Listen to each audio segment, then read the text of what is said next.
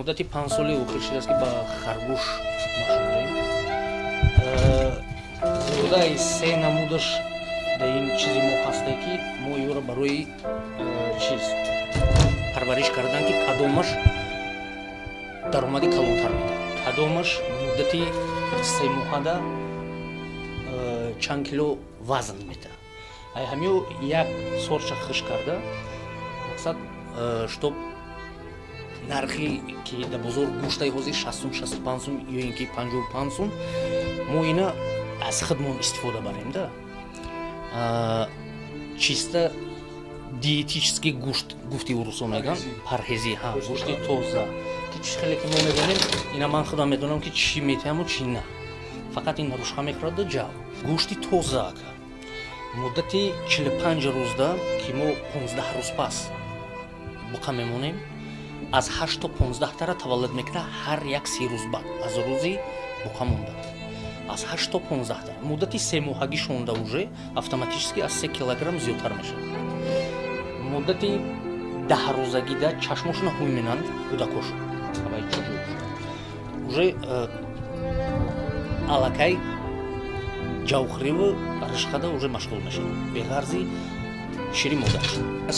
агар шуморамон калон бошад, мана мисол агар 100 дона модда бошад, муддати як моҳда ками кам 800 та таваллуд мешавад. 700 таш мемонад.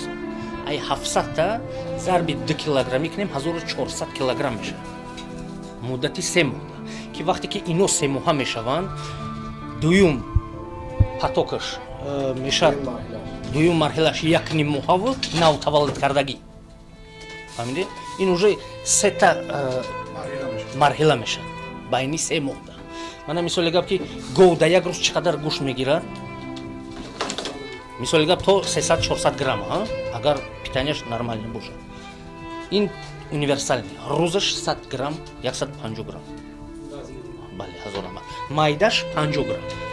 шароит фақат як замин, баъд харгӯшпарварӣ аз ҳама қинташ фақат сохтани ҳеча. чунки ҳозир маҳсулоти ин бениҳоят қимат, агар хоҳе ки як чизе соз кунӣ ки муддати соло бара, расход кардан хароҷот даркор. сами қин дар ин чиз харгӯшпарварӣ фақат сохтани ҳеча ва замини калонтар. саршавиш дад аз саршавии кор муддати 6 моҳда мешавад, 1 тон зиёд мешавад муддати 6 моҳда. не ки оянда ин боз зиёд шида рафтан мегирад. ин боз зиёд шида рафтан мегирад. то 2-2.5 тон 3 тонна мумкин е кард. чанде ки шумораш зиёд шид, ҳамоқа гӯшт ҳосилиш бисёртар мешавад. фарқияти калон дорад, чунки вай мана мисоли гап ки мана на ин новозеландский красный, ин новозеландский сурх. бале, намуди ин харгӯш новозеландский сурх. муддати 3 моҳада 3-400 грамм мешавад. ҳа, ине ки мо помис мегем, чалиш мешавад на?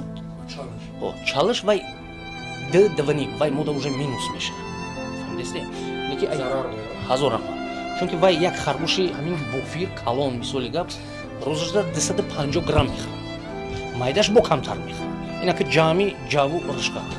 мақсад ҳастаи ҳозир гранула гуфтани дар душанбе гранула савдо мекунанд, ака мефурӯшанд. давай пайзаи бахшиш дар вай бояд ҷав боша, гандум боша, бо боқимонда элементҳое ки барои ҳамино, барои мақсад тез фарбеҳ кардани ҳамино вай бояд дошта боша.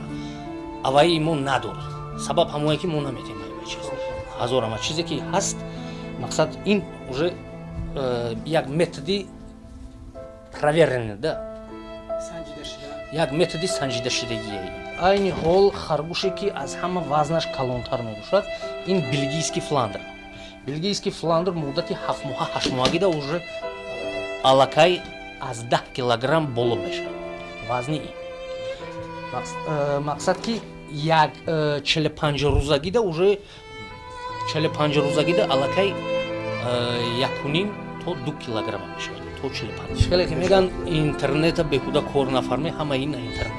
ҳама чи нозикии дора ҳамаша аз интернет омӯхтем. баъд ва ҳамин кор машғул шудем. вай масъалаи кандани чуқуриву монанди чоҳ монанд залали хули. Чунки вай нару мода ҳардуш якҷо писарошон қати вақте ки аралашид насл вайрон мешавад, стандарти ҷаҳониш қати тоғрӣ намегирад. Фаҳмидед? Вақте ки агар вай дар чоҳ якҷоя шид. Баъд якум дараҷа ҷазирӣ, ифлосӣ. Ман ҳамин мисоли гап харуша агар таги поша бардорӣ макард, ҳамаи пашмаш дар ҷош. Ягон чи ҷазирӣ мазирӣ на. Чунки ин сетка ахлоташ таҳта мерезад, ин худаш тоза, қонун қоида қати албота